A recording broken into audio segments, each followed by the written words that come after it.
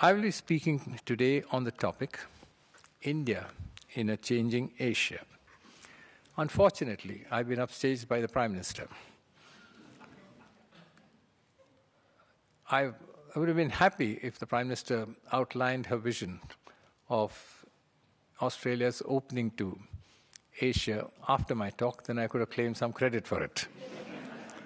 So I'm left now by having to hang on to the Prime Minister's coattails instead.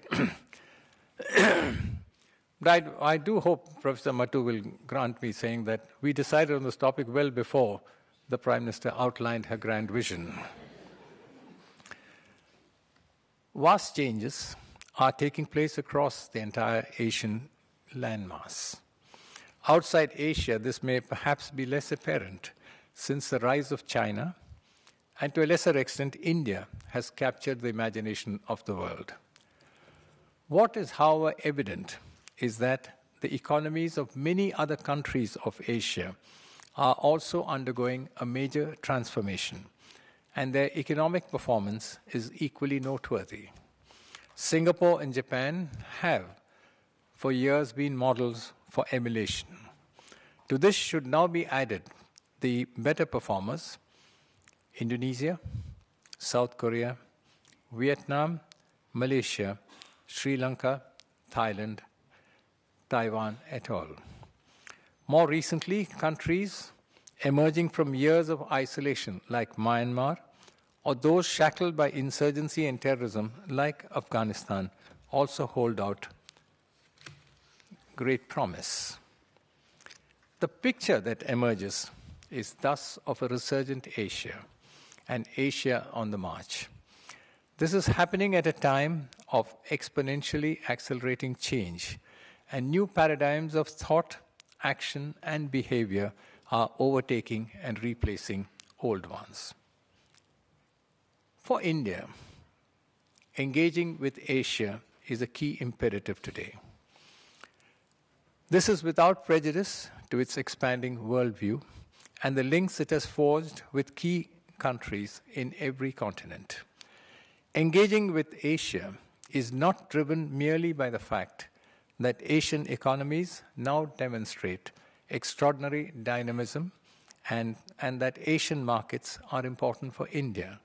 Rather, India recognizes the importance and value of greater Asian integration in today's world. There are many complex variables affecting the course of events in Asia and the Asian region. There are, for instance, both centrifugal and centripetal forces at work. At one level, as the world becomes more interconnected, there are growing pressures on Asian countries to integrate. At another level, as Asia emerges as a theater of competition, as also of conflicts and strategic rivalries, inevitably there are contrary tendencies at work. The desire for closer integration has led to several pluralistic groupings, some of which include countries outside the Asian continent. India, for its part, has shed much of its past insularity and is now developing closer relationships and connecting with the rest of Asia. Let me mention a few of them. The South Asian Association of Regional Cooperation, better known by its acronym SAARC, which was set up more than a quarter of a century ago, is now witnessing a new vigor and dynamism. The association has moved from a largely declaratory phase to an implementation phase. As the largest country in SAARC, India is adopting an asymmetrical and non-reciprocal approach towards the association's other members. There is also now evidence of a rejuvenated Association of Southeast Asian Nations, ASEAN, reflecting the changing dynamics of this part of Asia. India is a full dialogue partner in ASEAN, is a member of the ASEAN Regional Forum, and a participant in the East Asia Summit.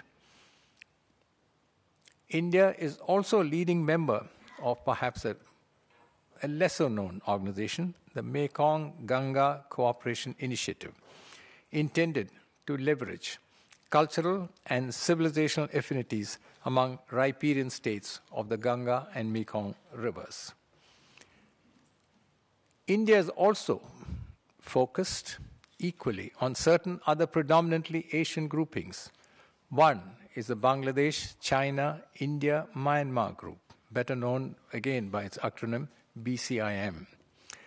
This includes strategically located sub-regional areas of the four countries, providing greater opportunities for economic growth of the region. The other is BIMSTEC, Bangladesh, India, Myanmar, Sri Lanka, Thailand, Bhutan, and Nepal. It is often said that BIMSTEC is a forum where India's Look East policy meets or conflicts with Bangkok's Look West policy. But whatever is intended, it constitutes a unique link and mechanism for cooperation between South and Southeast Asia. The Indian Ocean Rim Association for Regional Cooperation, which goes by the unwieldy acronym IOR-ARC, is among the more promising pluralistic groupings that we have. An idea promoted by India. India has immense stakes in the Indian Ocean region. Its potential is nowhere near realization at present. The Indian Ocean has become crucial to international political discourse today. The IOR-ARC, which straddles 3 continents, linking countries as far apart as Australia, Singapore, India, and the UAE, has hence an important role to play. The security connotations in an era when piracy has become a serious menace and globalization has empowered legions of transnational non-state actors to indulge in acts of terrorism are obvious. The significance of the IOR-ARC for both diplomatic action and trade-related matters are equally obvious. At the same time, the Asian continent provides a canvas for both competition and conflict. As a theater of competition, there are quite a few models that compete for space. There is the authoritarian state capitalism of the Chinese variety. There is the Indian democratic inclusive model of attaining growth by effecting changes through public debate and by creating internal political consensus. There are other models, some intrinsic to states, based or founded on religion. There are several variants of all these, all seeking to gain a competitive advantage and widen their area of influence. Inevitably, scope exists for conflicts as a variety of factors are present that lend themselves to such calculations. For one, Asia has several outstanding territorial disputes, as for instance, the long-standing dispute between India and China.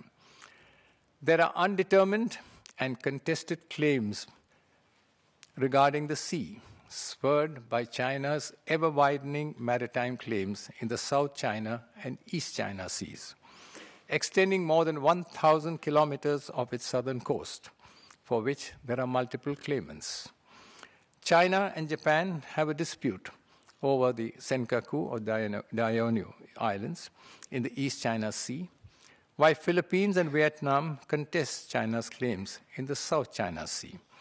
The disputes are motivated by oil and gas reserves, lucrative fishing grounds, and the security of the sea lanes essential to the economies of these countries. China is perceived in Asia as not merely powerful economically, but as a nation that is equally anxious to expand its strategic footprint across the region. Its forward policy, especially its maritime claims, are widely seen as an act of calculated confrontation. Beijing's aggressive assertion of its rights to its historic waters, historic within single quotes, confined within